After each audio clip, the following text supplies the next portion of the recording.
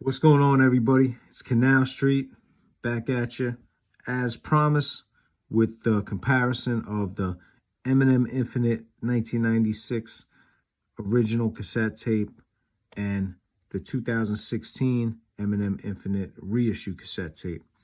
Now, first thing while we take them out to get ready to compare them is the reissue was limited to 100. As you can see, they're all stickered. This is number 17 out of 100. And even the reissue holds some value because the tape is that rare. Reissue originally went for like 17 to 20 bucks. And I've seen it resell from 80 to 120. I want to say I even saw it sold for 321s. Like I said in the other video, if you could get the original from anywhere to 500 to 800, pick it up, because I've seen it go for over 1,000 on multiple occasions. Now, first thing you're gonna notice when comparing these two is the gradient of the color. You see the color gets lighter on the original as it goes down, and just doesn't get as light and doesn't gradient as smooth as you can see by this line right here on the reprint. And another thing you're going to notice is by this M on the original, there's more stars than on the reprint, just because all those details, they hold up a little bit more when you print them from the original source. Because to do this, they probably printed from a scan of an original Infinite cassette tape. Moving on from the cover, we're gonna come back to the rest of that and the inlay, but we're gonna do the tape itself. Keep the original on top. First thing you're gonna notice, of course, it's blue. It's one difference. Another thing is the quality of the print on the tape. On the original is, you can tell it's really professionally manufactured. On this one, the dig-a-log is a little blotchy. On this side, it's even worse. You can't even read it. Also, the reissue has 2016 on it. Original doesn't, of course. Another thing is there's a rigid texture on the cassette. On the top and bottom, the original is smooth, the reissue isn't. Also, you notice this has screws on it. And if anyone from the 90s knows, you're really performing surgery when you have to unscrew a tape and open it up and try to get this thing, reeling correctly. This one, there's no screws, man. It just, I guess these snap together, which is pretty cool too.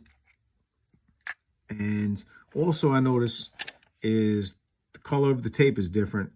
On my Infinite, the original one from 96 is black. On the reissue, it's brown.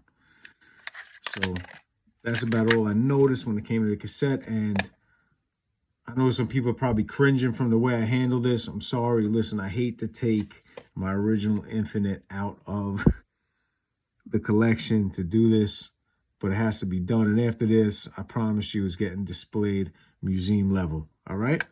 So moving on from the cassettes itself, I'm going to go to the spine, keeping the original on top as always. And again, you're going to notice the gradient. And you're also going to see this throughout this comparison, is that the yellowing of the white, wherever it's white, you'll see the yellow from the age on the original compared to the reissue. You're also going to see this a lot. See how sharp the dig-a-log is on the original up here, and how everything around here, the Chrome Plus, the TM, the Web 714 is a little bit blurry. That's one thing you're going to notice, because this was printed off this. A scan of this, I should say. That's why I believe they did it, most likely. Going to the flap. same thing. Yellowing, sharpness, whiteness, blurriness. 2016 for the reissue, 1996. Another thing is the web logo. This is a fine detail. The Web Entertainment logo, you'll see it's like in the reissue, it's a solid purple. On the original, it's more of a textured purple, like it was colored in by crayon, and it's, you know, unevenly colored in, which definitely looks nicer in my opinion. Of course, the text, sharpness, you see that. When we go to the shout outs, again, sharpness and yellowing. And one thing that I missed, I'm sorry. Listen, when I did the Infinite cassette tape review, I missed this, but you'll see that it says co-produced by Slim. So this might be the first mentioning of Slim, the co-producer. Maybe Eminem was learning how to produce. He was going to go by Slim, which turned into Slim Shady. If you guys know a little bit more about this than I do, feel free to drop some comments. I'm always down to learn a couple things. Now, another comparison is the email. You'll see the email is Hotmail in the reprint, and it's AOL in the original. So, and I'm pretty sure that's the email I contacted when I was picking up the reissue, which I got mainly because I wanted to compare the two. You know, these the people that did the reissue, they're overseas, they're in the UK. They did it for, you know, everyone couldn't have the Eminem tape that would like to have one because it's so rare, the Infinite tape. So they made a reissue, and they did a great job. These guys go all out. You know, a lot of these Eminem, you know, the Eminem fans, as well as any major artist, you'll always find a crew of people that are fan of major artists that track down people in the track lists. They buy stuff from them through buying groups. And that's how a lot of those songs you see leaked on YouTube, that's where they come from. They come from the people that are hardcore fans and stay digging stuff up, which is awesome in my opinion. Moving on to the comparison, I unfold the inlay for the original. You'll see where it says Infinite. If you see the hole in the E, you'll see how that hole in the E doesn't hold up over here. Which these are also signs you got to look out for if you're looking to buy something from somebody, because people do make fake stuff also, you know. And it comes from fans that want to recreate something that they can't have, and then they're like, you know, fuck it, let me try to make some money off it too. So be careful. There's a lot of people out there with a lot of fake Eminem stuff, as far as like, you know, some posters and flyers from when he was doing shows before he blew up, and Slim Shady EP promo cassettes, which is a real thing, but the cover was just black and white. So, you know, just use this as a reference, and, you know, keep that in mind when you're looking to buy things. Now, when you go to the back, of course, see the coloration from age compared to the new print. And I also got to say that I don't know if they hit any Easter eggs and all this. Forgive me, I didn't read every single lyric and compare every single word. But one thing I did notice is that on the reprint, they have this Web 714 because it goes all the way to the end. And a lot of people that have the original Infinite cassette have that. However, mine doesn't.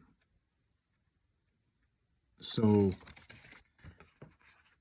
what I'm guessing is this was an even earlier print of the Eminem cassette before they realized it and made some adjustments. Because if you look, you know, their Jealousy Woes 2 lyrics aren't cut off. And mine are cut off, but it's not cut off by a machine. So being that it's not cut off by a machine, and it looks like it's cut off because it didn't line up right with the template. And the flap is also a little bit shorter. So they had to use a different size to make it right and different fold. So